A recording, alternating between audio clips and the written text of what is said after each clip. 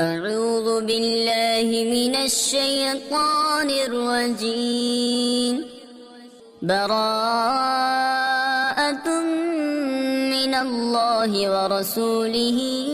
إلى الذين عاهدتم من المشركين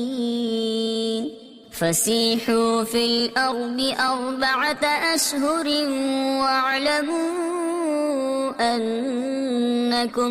واعلموا أنكم غير معجز الله وأن الله مخزي الكافرين. وأذان من الله ورسوله إلى الناس يوم الحج الأكبر أن الله بريء من المشركين ورسوله فإن تبتم فهو خير لكم وإن توليتم فاعلموا أنكم غير معجز الله وبشر الذين كفروا بعذاب أليم. إلا الذين عاهدتم من المشركين ثم لم ينقصوكم شيئا ولم يظاهروا عليكم أحدا فأتموا إليهم عهدهم إلى مدتهم إن الله يحب المتقين. فإذا انسلخ الأشهر الحرم فاقتلوا المشركين حيث وجدتموهم واحصروهم واقعدوا لهم كل مرصد. فإن تابوا وأقاموا الصلاة وآتوا الزكاة فخلوا سبيلهم إن الله غفور رحيم. وإن أحد من المشركين استجارك فأجره حتى يسمع كلام الله ثم أبلغه مأمنه ذلك بأنهم قوم لا يعلمون. كيف يكون للمشركين عهد عند الله وعند رسوله إلا الذين عاهدتم عند المسجد الحرام فما استقاموا لكم فاستقيموا لهم إن الله يحب المتقين. كيف وإن يظهروا عليكم لا يرقبوا فيكم إلا ولا ذمة يرضونكم بأفواههم وتأبى قلوبهم وأكثرهم فاسقون. اشتروا بآيات الله ثمنا قليلا فصدوا عن سبيله إنهم ساء ما كانوا يعملون. لا يرقبون في مؤمن إلا ولا ذمة وأولئك هم المعتدون. فإن تابوا وأقاموا الصلاة وآتوا الزكاة فإخوانكم في الدين ونفصل الآيات لقوم يعلمون. وإن نكثوا أيمانهم من بعد عهدهم وطعنوا في دينكم فقاتلوا أئمة الكفر إنهم لا أيمان لهم لعلهم ينتهون. ألا تقاتلون قوما نكثوا أيمانهم وهموا بإخراج الرسول وهم بدؤوكم أول مرة أتخشونهم فالله أحق أن تخشوه إن كنتم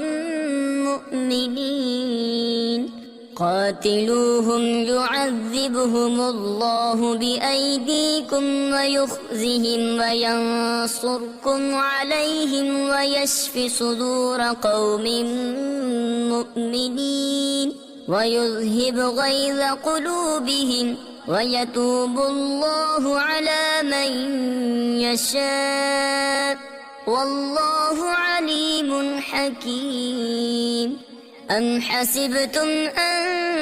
تتركوا ولما يعلم الله الذين جاهدوا منكم ولم يتخذوا من دون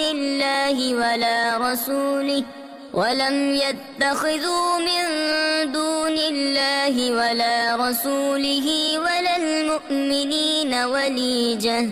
والله خبير بما تعملون ما كان للمشركين أن يعمروا مساجد الله شاهدين على أنفسهم بالكفر أولئك حبطت أعمالهم وفي النار هم خالدون إنما يعمر مساجد الله من آمن بالله واليوم الآخر وأقام الصلاة وآتى الزكاة ولم يخش إلا الله فعسى أولئك أن يكونوا من المهتدين أجعلتم سقاية الحاج وعمارة المسجد الحرام كمن آمن بالله واليوم الآخر وجاهد في سبيل الله لا يستوون عند الله والله لا يهدي القوم الظالمين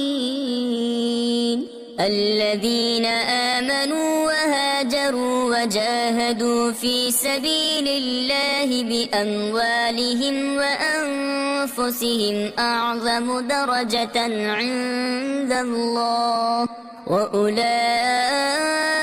هم الفائزون يبشرهم ربهم برحمة منه ورضوان وجنات لهم فيها نعيم مقيم خالدين فيها أبدا إن الله عنده أجر عظيم يا أيها الذين آمنوا لا تتخذوا آباءكم وإخوانكم أولياء إن استحبوا الكفر على الإيمان ومن يتولهم منكم فأولئك هم الظالمون قل إن كان آباؤكم وأبناؤكم وإخوانكم وأزواجكم وعشيرتكم وأموال اقترفتموها وتجارة تخشون كسادها ومساكن ترضونها أحب إليكم من الله ورسوله وجهاد في سبيله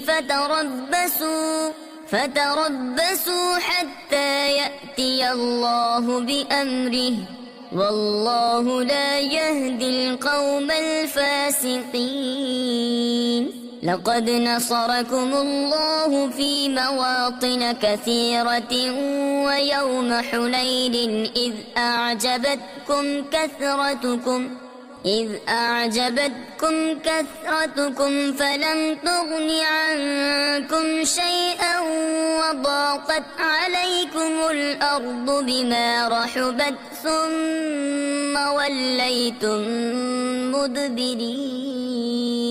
ثم أنزل الله سكينته على رسوله وعلى المؤمنين وأنزل جنودا لم تروها وعذب الذين كفروا وذلك جزاء الكافرين ثم يتوب الله من بعد ذلك على من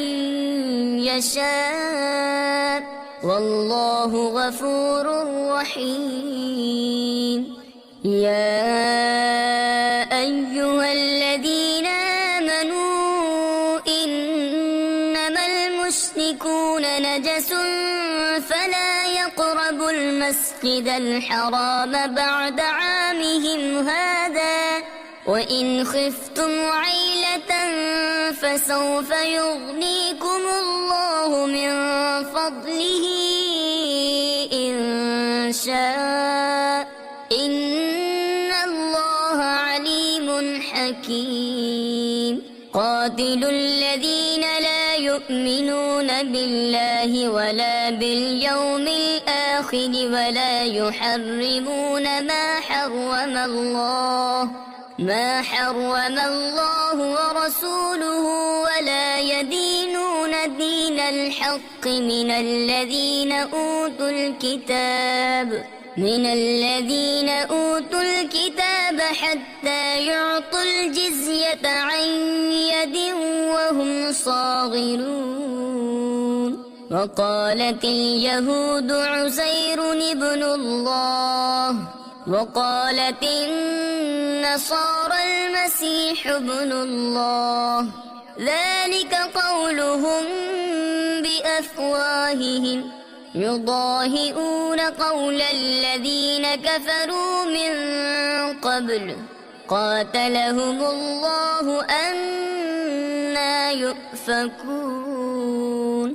اتخذوا أحبارهم ورهبانهم أربابا من دون الله والمسيح ابن مريم وما أمروا إلا ليعبدوا إلها واحدا لا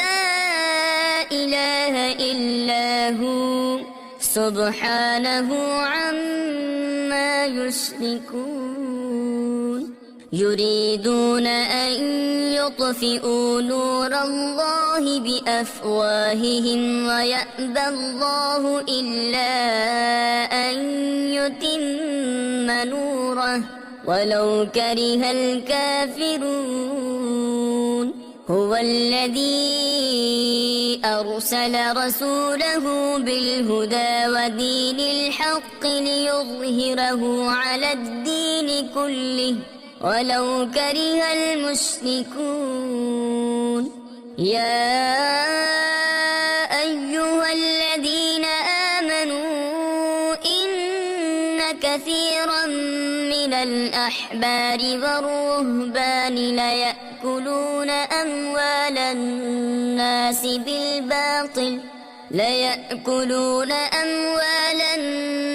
بالباطل ويصدون عن سبيل الله والذين يكنزون الذهب والفضة ولا ينفقونها في سبيل الله فبشرهم بعذاب أليم يوم يحمى عليها في نار جهنم فتكوى بها جباههم وجنوبهم وظهورهم هذا ما كنزتم أنفسكم فذوقوا ما كنتم تكنزون إن عدة الشهور عند الله 12 شهرا في كتاب الله يوم خلق السماوات والأرض منها 4 حرم ذلك الدين القيم فلا تظلموا فيهن أنفسكم وقاتلوا المشركين كافة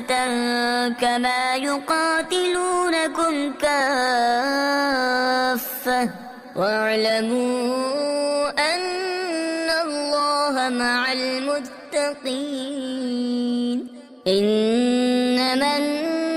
النسيء زيادة في الكفر يضل به الذين كفروا يحلونه عاما ويحرمونه عاما ليواطئوا عدة ما حرم الله فيحلوا ما حرم الله زين لهم سوء أعمالهم والله لا يهدي القوم الكافرين يا أيها الذين آمنوا ما لكم إذا قيل لكم انفروا في سبيل الله اثاقلتم إلى الأرض أرضيتم بالحياة الدنيا من الآخرة فما متاع الحياة الدنيا في الآخرة إلا قليل إلا تنفروا يعذبكم عذابا أليما ويستبدل قوما غيركم ولا تضروه شيئا والله على كل شيء قدير إلا تنصروه فقد نصره الله إذ أخرجه الذين كفروا ثاني اثنين إذ هما في الغار إذ يقول لصاحبه لا تحزن إن الله معنا فأنزل الله سكينته عليه وأيده بجنود لم تروها وجعل كلمة الذين كفروا السفلى وكلمة الله هي العليا والله عزيز حكيم انفروا خفافا وثقالا وجاهدوا بأموالكم وأنفسكم في سبيل الله ذلكم خير لكم إن كنتم تعلمون لو كان عرضا قريبا وسفرا قاصدا لاتبعوك ولكن بعدت عليهم الشقة وسيحلفون بالله لو استطعنا لخرجنا معكم يهلكون أنفسهم والله يعلم إنهم لكاذبون عفى الله عنك لم أذنت لهم حتى يتبين لك الذين صدقوا وتعلم الكاذبين لا يستأذنك الذين يؤمنون بالله واليوم الآخر أن يجاهدوا بأموالهم وأنفسهم والله عليم بالمتقين إنما يستأذنك الذين لا يؤمنون بالله واليوم الآخر وارتابت ارتابت قلوبهم فهم في ريبهم يترددون ولو أرادوا الخروج لأعدوا له عدة ولكن كره الله بعاثهم فثبطهم وقيل اقعدوا مع القاعدين لو خرجوا فيكم ما زادوكم إلا خبالا ولأوضعوا خلالكم يبغونكم الفتنة وفيكم سماعون لهم والله عليم بالظالمين لقد ابتغوا الفتنة من قبل وقلبوا لك الأمور حتى جاء الحق وظهر أمر الله وهم كارهون ومنهم من يقول ائذن لي ولا تفتني ألا في الفتنة سقطوا وإن جهنم لمحيطة بالكافرين إن تصبك حسنة تسؤهم وإن تصبك مصيبة يقولوا قد أخذنا أمرنا من قبل ويتولوا وهم فرحون قل لن يصيبنا إلا ما كتب الله لنا هو مولانا وعلى الله فليتوكل المؤمنون قل هل تربصون بنا إلا إحدى الحسنيين ونحن نتربص بكم أن يصيبكم الله بعذاب من عنده أو بأيدينا فتربصوا إنا معكم متربصون قل أنفقوا طوعا أو كرها لن يتقبل منكم إنكم كنتم قوما فاسقين وما منعهم أن تقبل منهم نفقاتهم إلا أنهم كفروا بالله وبرسوله ولا يأتون الصلاة إلا وهم كسالى ولا ينفقون إلا وهم كارهون فلا تعجبك أموالهم ولا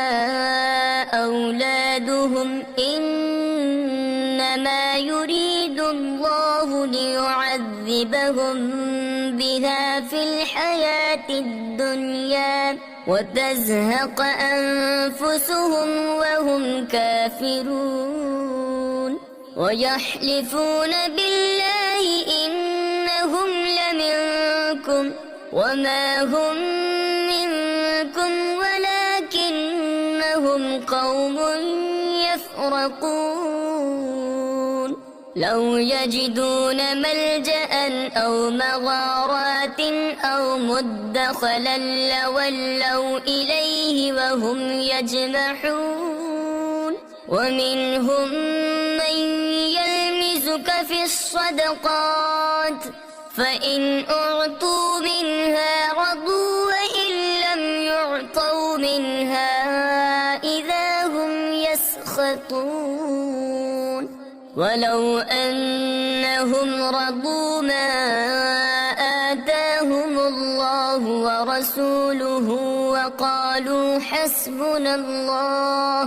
وقالوا حسبنا الله سيؤتينا الله من فضله ورسوله إنا إلى الله راغبون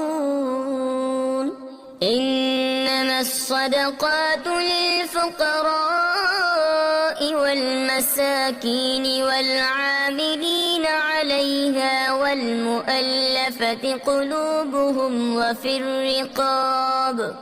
وفي الرقاب والغارمين وفي سبيل الله وابن السبيل فريضة من الله والله عليم حكيم. ومنهم الذين يؤذون النبي ويقولون هو أذن قل أذن خير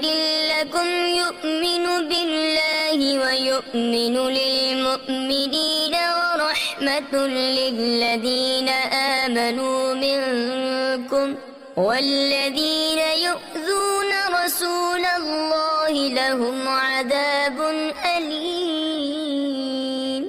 يحلفون بالله لكم ليرضوكم والله ورسوله أحق أن يرضوه إن كانوا مؤمنين. ألم يعلموا أنه من يحادد الله ورسوله فأن له نار جهنم خالدا فيها ذلك الخزي العظيم. يحذر المنافقون أن تنزل عليهم سورة تنبئهم بما في قلوبهم قل استهزئوا إن الله مخرج ما تحذرون. ولئن سألتهم ليقولن إنما كنا نخوض ونلعب قل أبالله وآياته ورسوله كنتم تستهزئون. لا تعتذروا قد كفرتم بعد إيمانكم إن نعف عن طائفة منكم نعذب طائفة بأنهم كانوا مجرمين. المنافقون والمنافقات بعضهم من بعض يأمرون بالمنكر وينهون عن المعروف ويقبضون أيديهم نسوا الله فنسيهم إن المنافقين هم الفاسقون. وعد الله المنافقين والمنافقات والكفار نار جهنم خالدين فيها هي حسبهم ولعنهم الله ولهم عذاب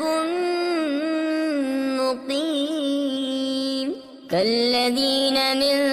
قبلكم كانوا أشد منكم قوة وأكثر أموالا وأولادا فاستمتعوا بخلاقهم فاستمتعتم بخلاقكم كما استمتع الذين من قبلكم بخلاقهم وخضتم كالذي خاضوا أولئك حبطت أعمالهم في الدنيا والآخرة وأولئك هم الخاسرون. ألم يأتهم نبأ الذين من قبلهم قوم نوح وعاد وثمود وقوم إبراهيم وأصحاب مدين والمؤتفكات أتتهم رسلهم بالبينات فما كان الله ليظلمهم ولكن كانوا أنفسهم يظلمون. والمؤمنون والمؤمنات بعضهم أولياء بعض يأمرون بالمعروف وينهون عن المنكر ويقيمون الصلاة ويؤتون الزكاة ويطيعون الله ورسوله أولئك سيرحمهم الله إن الله عزيز حكيم وعد الله المؤمنين والمؤمنات جنات تجري من تحتها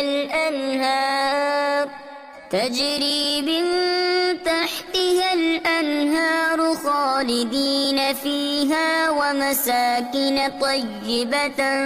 في جنات عدن ورضوان من الله أكبر ذلك هو الفوز العظيم يا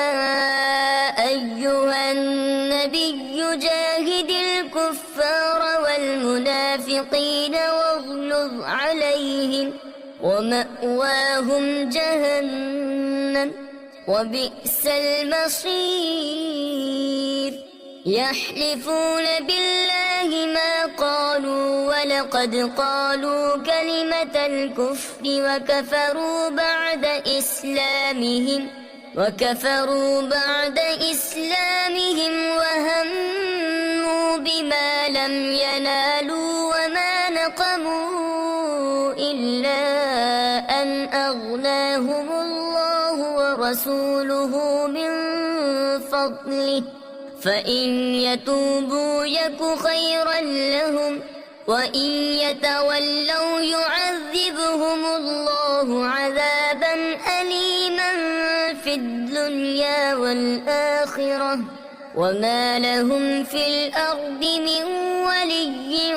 ولا نصير ومنهم من عاهد الله لئن آتانا من فضله لنصدقن ولنكونن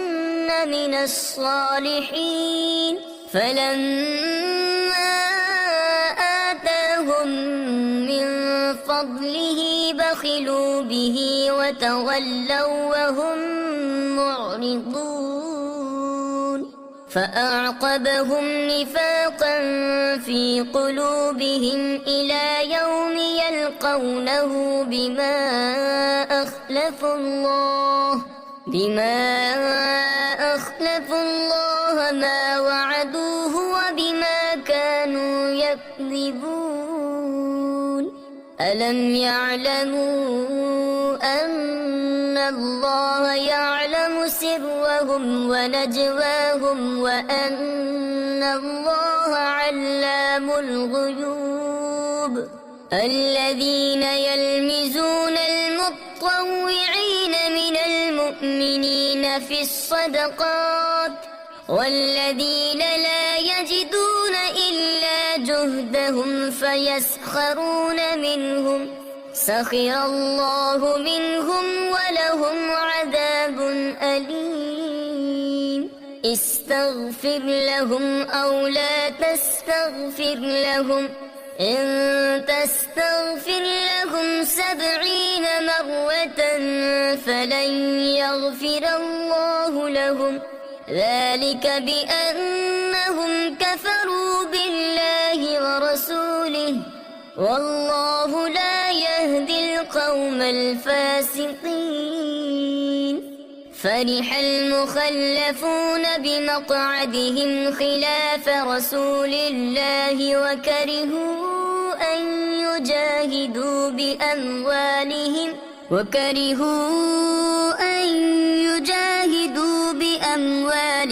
وأنفسهم في سبيل الله وقالوا لا تنفروا في الحر قل نار جهنم أشد حرا لو كانوا يفقهون فليضحكوا قليلا وليبكوا جزاء بما كانوا يكسبون فإن رجعك الله إلى طائفة منهم فاستأذنوك للخروج فقل لن تخرجوا معي أبدا ولن تقاتلوا معي عدوا إنكم رضيتم بالقعود أول مرة فاقعدوا مع الخالفين ولا تصل على أحد منهم مات أبدا ولا تقم على قبره إنهم كفروا بالله ورسوله وماتوا وهم فاسقون ولا تعجبك أموالهم وأولادهم إنما يريد الله أن يعذبهم بها في الدنيا وتزهق أنفسهم وهم كافرون وإذا أنزلت سورة أن آمنوا بالله وجاهدوا مع رسوله استأذنك أولو الطول منهم وقالوا ذرنا نكن مع القاعدين رضوا بأن يكونوا مع الخوالف وطبع على قلوبهم فهم لا يفقهون لكن الرسول والذين آمنوا معه جاهدوا بأموالهم وأنفسهم وأولئك لهم الخيرات وأولئك هم المفلحون أعد الله لهم جنات تجري من تحتها الأنهار خالدين فيها ذلك الفوز العظيم وجاء المعذرون من الأعراب ليؤذن لهم وقعد الذين كذبوا الله ورسوله سيصيب الذين كفروا منهم عذاب أليم ليس على الضعفاء ولا على المرضى ولا على الذين لا يجدون ما ينفقون حرج إذا نصحوا لله ورسوله ما على المحسنين من سبيل والله غفور رحيم ولا على الذين إذا ما أتوك لتحملهم قلت لا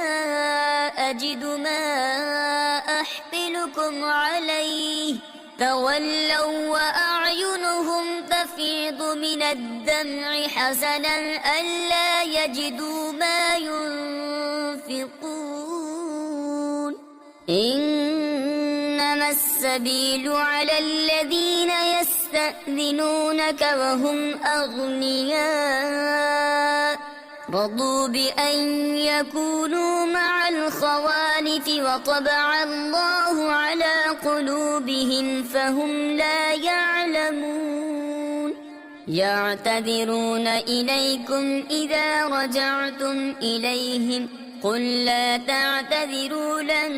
نؤمن لكم قد نبأنا الله من أخباركم وسيرى الله عملكم ورسوله ثم تردون إلى عالم الغيب والشهادة فينبئكم بما كنتم تعملون سيحلفون بالله لكم إذا انقلبتم إليهم لتعرضوا عنهم فأعرضوا عنهم إنهم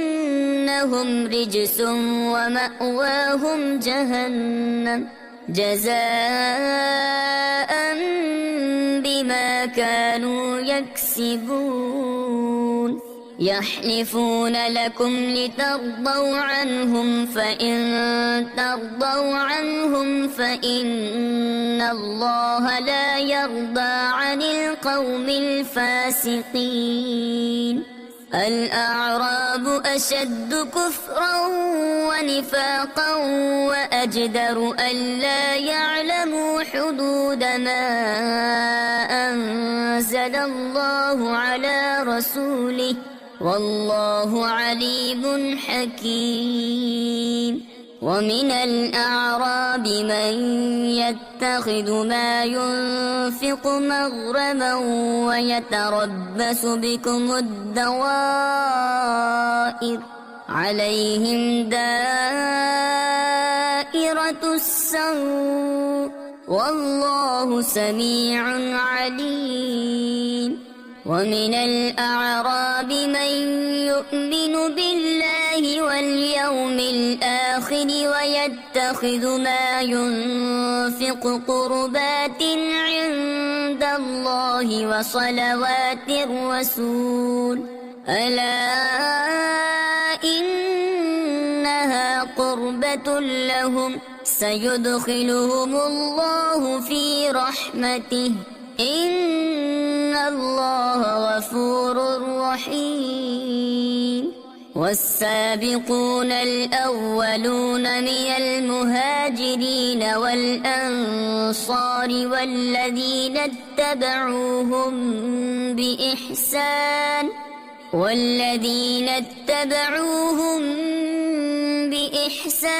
رضي الله عنهم ورضوا عنه وأعد لهم جنات تجري تحتها الأنهار خالدين فيها أبدا ذلك الفوز العظيم وممن حولكم من الأعراب منافقون ومن أهل المدينة مردوا على النفاق لا تعلمهم نحن نعلمهم سنعذبهم مرتين ثم يردون إلى عذاب عظيم وآخرون اعترفوا بذنوبهم خلطوا عملا صالحا وآخر سيئا عسى الله أن يتوب عليهم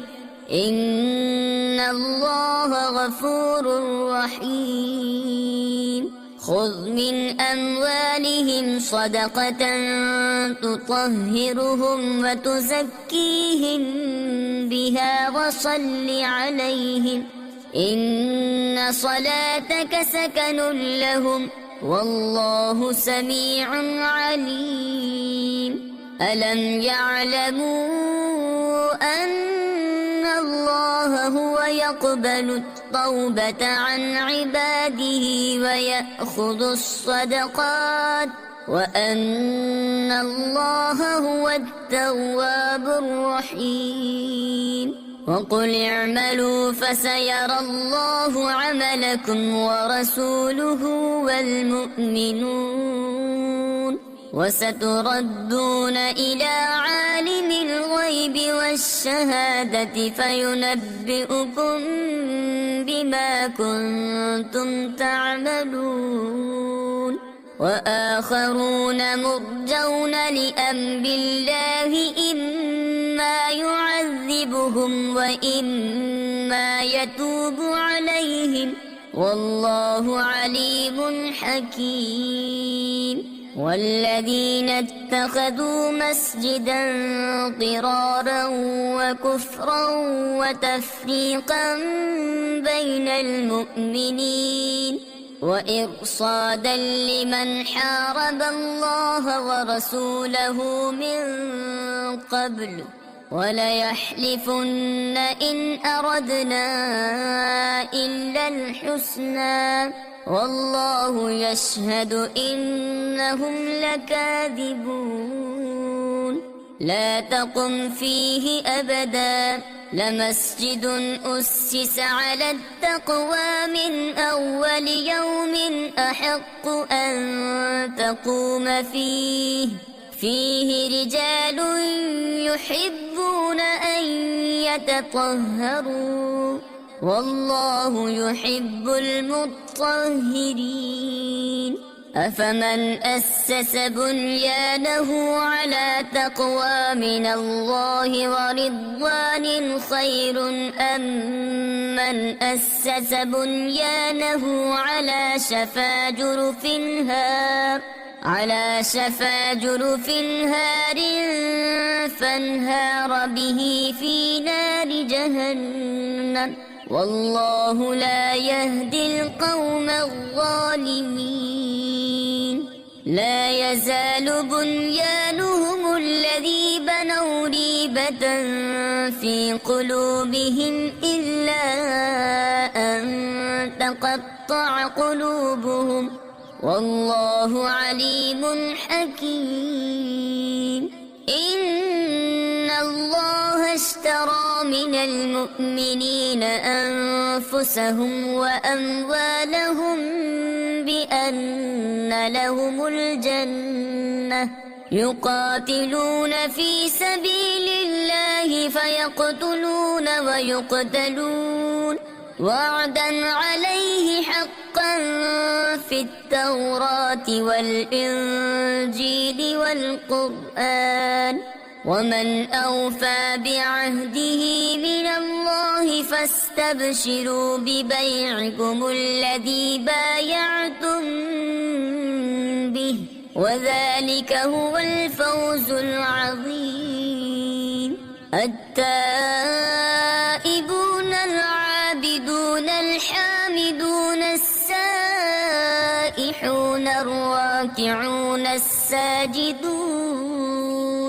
الراكعون الساجدون الآمرون بالمعروف والناهون عن المنكر والحافظون لحدود الله وبشر المؤمنين ما كان للنبي والذين آمنوا أن يستغفروا للمشركين ولو كانوا أولي قربى من بعد ما تبين لهم أنهم أصحاب الجحيم وما كان استغفار إبراهيم لأبيه إلا عن موعدة وعدها إياه فلما تبين له أنه عدو لله تبرأ منه إن إبراهيم لأواه حليم وما كان الله ليضل قوما بعد إذ هداهم حتى يبين لهم ما يتقون إن الله بكل شيء عليم إن الله له ملك السماوات والأرض يحيي ويميت وما لكم من دون الله من ولي ولا نصير لقد تاب الله على النبي والمهاجرين والأنصار الذين اتبعوه في ساعة العسرة من بعد ما كاد يزيغ قلوب فريق منهم ثم تاب عليهم إنه بهم رءوف رحيم وعلى الثلاثة الذين خلفوا حتى إذا لضاقت عليهم الأرض بما رحبت وضاقت عليهم أنفسهم وظنوا أن لا ملجأ من الله إلا إليه ثم تاب عليهم ليتوبوا إن الله هو التواب الرحيم. يا أيها الذين آمنوا اتقوا الله وكونوا مع الصادقين. ما كان لأهل المدينة ومن حولهم من الأعراب أن يتخلفوا عن رسول الله ولا يرغبوا بأنفسهم عن نفسه ذلك بأنهم لا يصيبهم ظمأ ولا نصب ولا مخمصة في سبيل الله ولا يطؤون موطئا يغيظ الكفار ولا ينالون من عدو نيلا إلا كتب لهم به عمل صالح إن الله لا يضيع أجر المحسنين. ولا ينفقون نفقة صغيرة ولا كبيرة ولا يقطعون واديا إلا كتب لهم ليجزيهم الله أحسن ما كانوا يعملون. وما كان المؤمنون لينفروا كافة فلولا نفر من كل فرقة منهم طائفة ليتفقهوا في الدين ولينذروا قومهم إذا رجعوا إليهم لعلهم يحذرون. يا أيها الذين آمنوا قاتلوا الذين يلونكم من الكفار وليجدوا فيكم غلظة واعلموا أن الله مع المتقين. وإذا ما أنزلت سورة فمنهم من يقول أيكم زادته هذه إيمانا فأما الذين آمنوا فزادتهم إيمانا وهم يستبشرون. وأما الذين في قلوبهم مرض فزادتهم رجسا إلى رجسهم وماتوا وهم كافرون. أولا يرون أنهم يفتنون في كل عام مرة أو مرتين ثم لا يتوبون ولا هم يذكرون.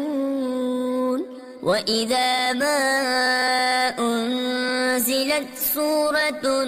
نظر بعضهم إلى بعض هل يراكم من أحد ثم انصرفوا صرف الله قلوبهم بأنهم قوم لا يفقهون. لقد جاءكم رسول من أنفسكم عزيز عليه ما عنتم حريص عليكم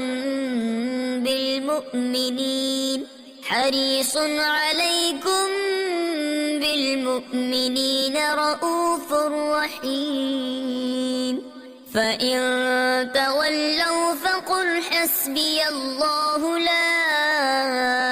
إله إلا هو عليه توكلت وهو رب العرش العظيم.